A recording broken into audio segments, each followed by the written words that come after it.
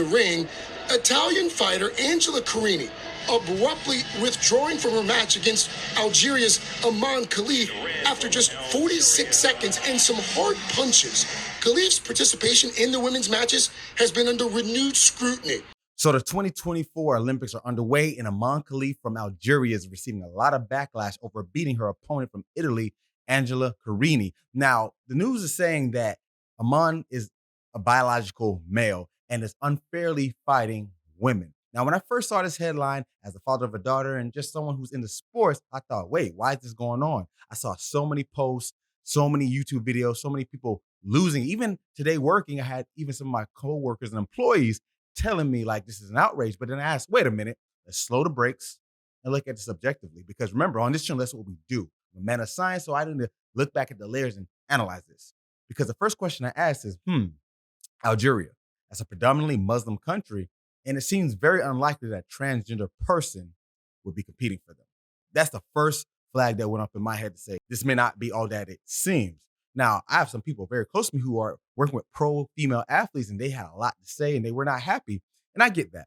But let's peel back the layers a little bit, because I remember a few years ago in track, Caster Semenya from South Africa faced this, but her situation was a lot different with a disorder having to do with being intersex and being assigned female at birth, but not having working fallopian tubes or uterus, but having female genitalia. So I can see where this can go. So having these high levels of testosterone will play a factor. But after looking deeper, and I still want to see this unfold, I'll put that first and foremost, but after looking deeper, it seems that there may be more things going on that may be more political in the sense of the first time that Imane got tested and got flagged for this was kind of murky and it wasn't fully disclosed why.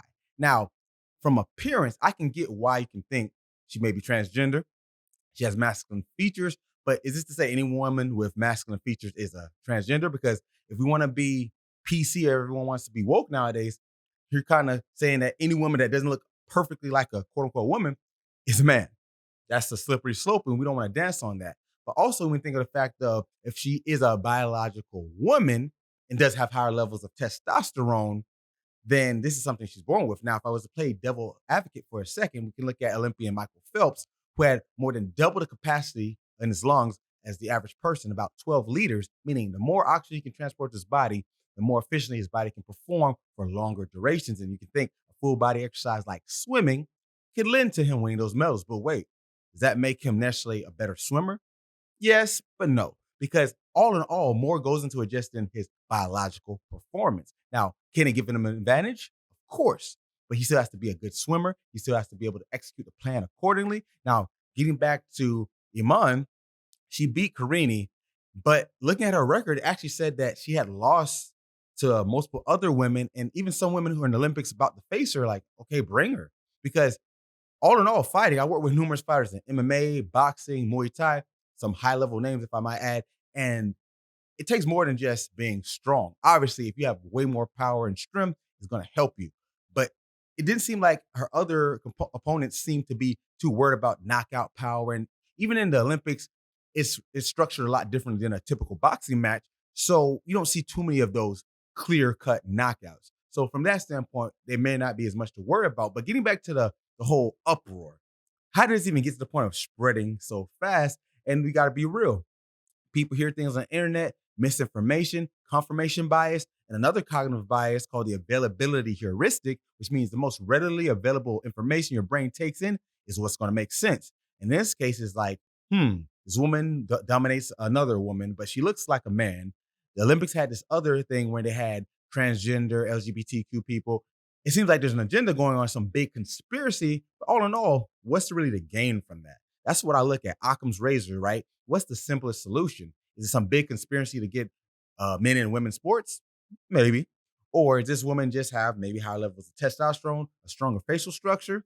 Because once again, I find it hard for my logic that a predominantly Muslim country would allow a transgender athlete.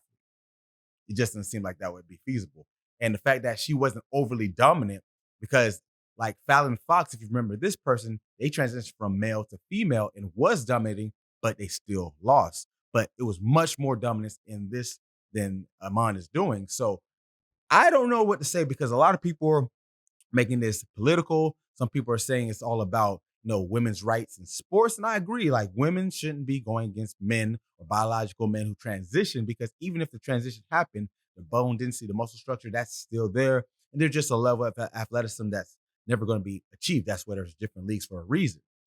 But if we look closer and we see all the information at hand, and I still want to see what more comes out, because the Olympic Committee has even stood by Imane saying that we support her, and the backlash that's been given is kind of unfair, because if you put yourselves in her shoes, if you go on your whole life looking masculine, you probably got teased. You probably spent a lifetime, I don't know, but speculation, a lifetime of getting bullied or teased for this reason. Now the whole world's doing it, and they're coming to the defense of Angela Carini, who I don't know her story either. So I'm not trying to say it's a good or bad, right or wrong, but all in all, we got to look at this more holistically. So I'm going to keep letting this information come out so we can see. But from what I have seen, now I could be mistaken if more comes out, but as of now, it seems that Imane is a biological female who may have higher levels of testosterone, which can definitely aid in performance. But given her track record of, I think, 9 losses, that's not dominating. In fighting, one loss could end your career.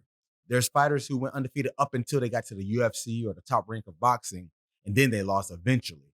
But to have 9 losses up to that point, that's not necessarily the track record of someone who's over dominating. That's crazy power. But I digress. So let's think about this, guys. Let me know in the comments what you think. If you think it is a biological man to transition, you're entitled to your opinion based on what you've learned and know. And I would implore you that you dig deeper than just what you saw on an Instagram post, because way too often we make these judgments because our brain can really trick us. So with that being said, maybe I'll do more on this if it gets even deeper. But until then, I think this is all I'm going to say. But we shall see. Thanks for tuning in, guys. And as always, get your mind right.